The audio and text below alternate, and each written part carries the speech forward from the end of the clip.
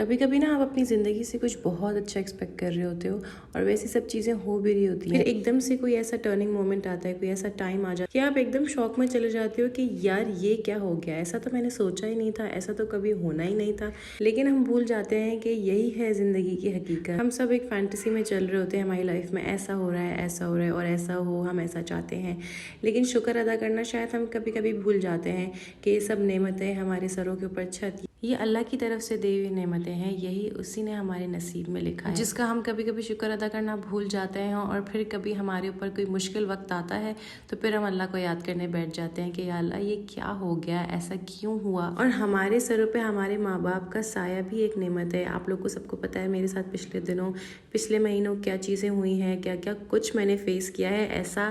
میں نے کبھی اپنی لائف میں نہیں سوچا تھا کہ اتنا اچھا ہمارا جو ہے نا، اتنی اسموتھ ہماری لائف چل رہی ہوگی اور یہ ایک دم سے کیا ہو جائے گا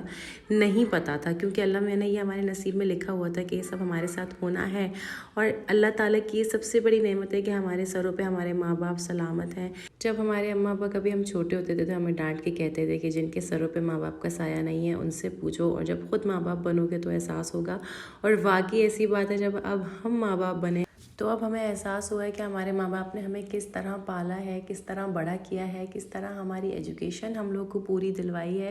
اور کس طرح ہماری خواہشات پوری کری ہیں۔ ہماری تو ابھی ماشاء اللہ سے صرف ایک ننھی سی جان ہے، تو ہم اتنا زیادہ ہم ہر چیز سوچتے ہیں، اتنا گھبرا جاتے ہیں، ذرا سا بھی کچھ ہوتا ہے پوری رات جاگنا پڑتا ہے۔ تو اب احساس ہوتا ہے کہ ہمارے ماں باپ نے ہمیں کس طرح پالا ہے، کس طرح بڑا کیا ہے۔ اور اب جب ذیشان کی امی ہمارے ساتھ نہیں ہے، کبھی تو یقین ہی نہیں آتا کہ امی ہمارے ساتھ نہیں ہے، اتنی سڈن وہ ہمیں چھوڑ کے چلی گئی، لیکن اللہ کے کام ہے، ان میں کون دخل دے سکتا ہے۔